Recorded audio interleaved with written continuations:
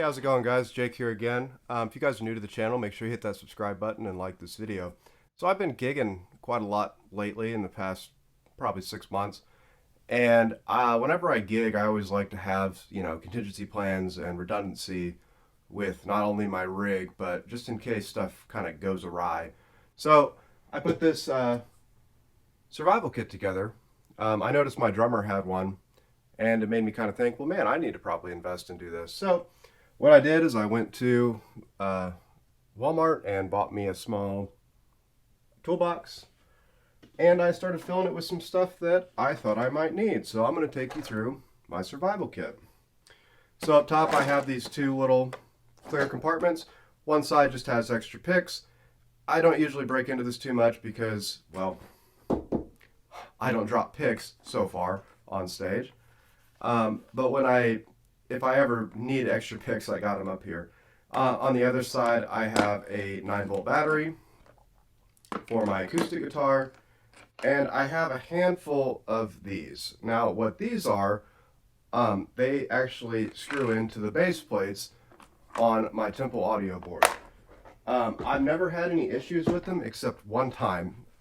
One of them decided to shear off, and it was the one holding my power supply, which wasn't a big deal during the gig, but when I went to unload and get everything off stage, I went to pick up my pedal board, and my power supply stayed on the ground, so I'm sure you can imagine a little bit of issue there with getting off stage. So I always have a handful of those just in case something goes crazy on my board. I can replace it, screw a new one in, and I'm good to go. On the inside of this, up top I have a handful of tools, and I think lots of things that like to drop out of there. So we'll start with the thing that like to drop out. I just have a string winder.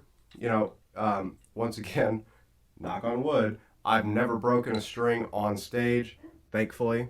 But if I ever do, I have something where I can quickly replace the string and call it good when I'm on a break with some of these longer cover gigs. In conjunction with the string winder, I also have one of these. I'm sure you guys have seen these at all of your local shops or online. Just a Diodario neck cradle, little portable thing. So if I have a table or something I can use, I can prop up the neck real quick, change out those strings, and I'll be good to go.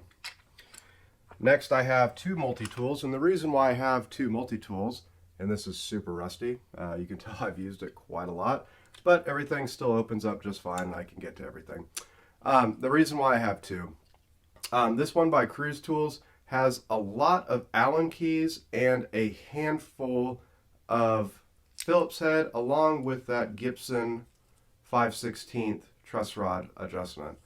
It didn't have a lot of flatheads. This one by Ibanez, I don't know where I got this from, probably have had it for many, many years. Does have a lot of flathead attachments, so kind of have both of these for just about anything that I need. The next thing I have as far as guitar specific tools, I bought one of these. All it is the 5/16 on one side for the Gibson truss rod adjustment and another Phillips head.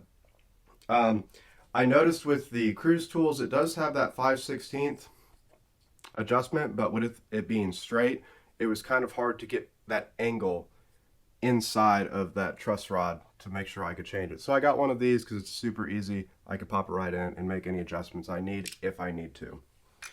Next thing I have is just a simple pair of, oh man, what are these called?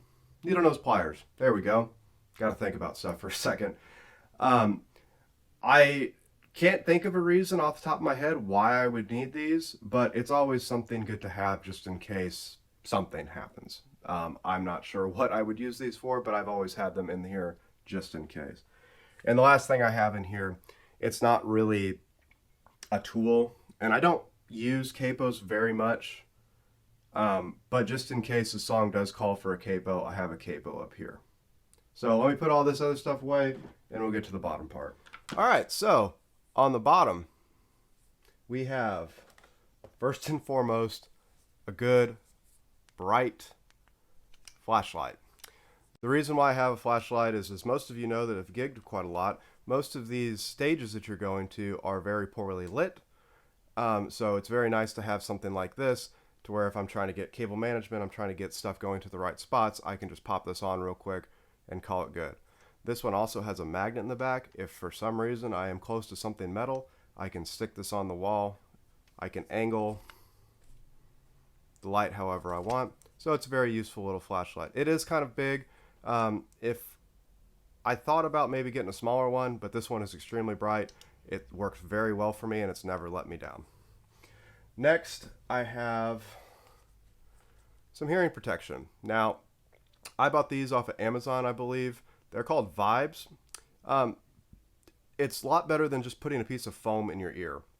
Because at that point, as most of you guys that have gigged and have put that foam in your ear, it blocks out quite a lot of noise and it almost sounds muddy or dead with what you're doing. These only take out about 15 decibels, so it's enough to where you can still hear everything relatively clearly on stage as well as what you're doing.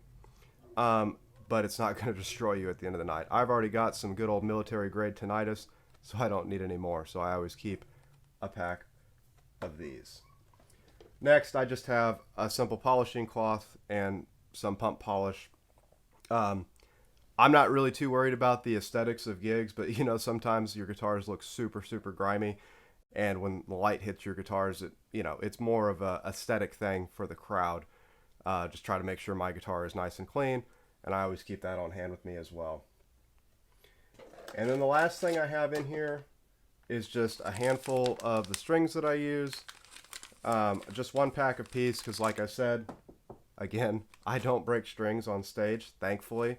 But usually I have these 3 packs from Ernie Ball. I have a set of Earthwood lights for my acoustic, a set of extra slinkies for either I have a Strat or a Tele that I'll bring with me, and then I have a set of skinny top heavy bottoms for the Les Paul that I use. As far as the extra slinkies goes, I'm kind of experimenting with these a little bit. They're definitely super weird to play, especially if you're used to playing, a set of super slinkies or regular slinkies. So I might end up switching back from these to, maybe a normal set, whatever that means. But yeah, that is my survival kit, guys. I always bring this with me to gigs. It's great. It's small. I can carry everything in with me at one time. Well, maybe 2 trips. But it's not it's not a crazy amount of trips I have to have, and this fits in just right behind my amp or wherever, on top of it, wherever I want to put it, and I'm good to go. So thank you guys for watching this video. Once again, if you're new to the channel, make sure you hit that subscribe button, like this video. If you would like to support the channel, there will be a link down below. Hey, I appreciate it and I hope you guys have a wonderful day.